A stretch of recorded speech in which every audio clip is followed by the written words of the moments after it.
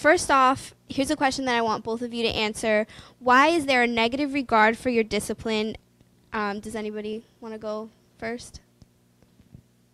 Here, I'll go. Okay. All professions have negative regard at one time or another. There isn't a profession I can think of where people 1,000% think everything is right about it. In fact, in our class recently, we did a survey. We presented a survey of how Americans view various professions, and we ranked them from the most respected to the least respected. Public relations, journalism kind of fall in the middle. The most respected professions are things like firefighters and nurses and volunteers, people like that. The least respected ones are the ones like real estate agents, and I hope none of your families are in real estate, but those are the kinds of things that are disrespected.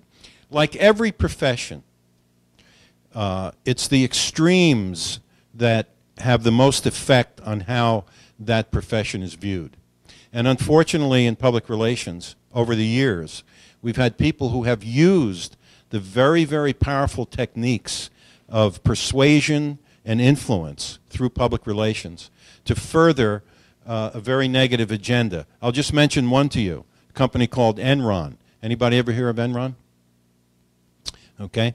There's no way that Enron was able to do what it did without their public relations people knowingly putting out things that they knew not to be true.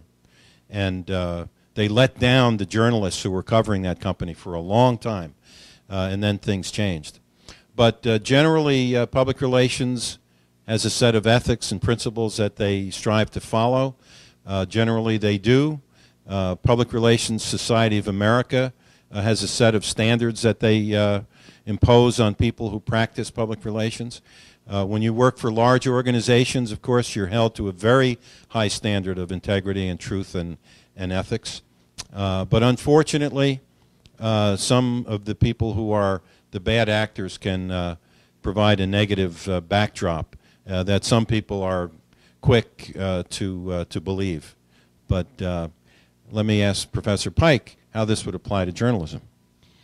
I have a two-part answer to that. On the one hand, I think that we are living in a current climate of blame and finger-pointing, and that there are a lot of people with different agendas who find it much easier to blame any form of the media, whether it is a newspaper or radio or a television station, for portraying an image that they find objectionable to their particular political or economic agenda.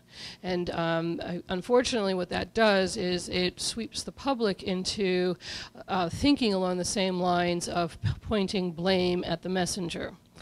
That said, there is a tremendous amount of journalism that is being practiced out there. It's just that's good journalism in all three mediums, print, radio, and broadcast, television and cable as well, that you have to find. It's not easy, and it isn't tricked up with a lot of glitz and a lot of graphics. As my students know, I'm a big fan of C-SPAN, and they aren't at a stage in their lives yet where they find C-SPAN particularly compelling listening. But there's a lot of great stuff that does get broadcast on C-SPAN that's worth paying attention to. And the same thing with the public broadcast television stations. There's some terrific program there, but it's just done in a way that's more careful and more measured. And we, unfortunately, in this age of media conglomerization, have found ourselves looking at a lot of television and reading a lot of superficial news, because the assumption is we have no time to really digest this news that's being portrayed. So it has to be fast and edgy and has to have a lot of music to it. And in the end, it's sort of like giving the public potato chips to eat instead of the baked potato, which we know is much better for us.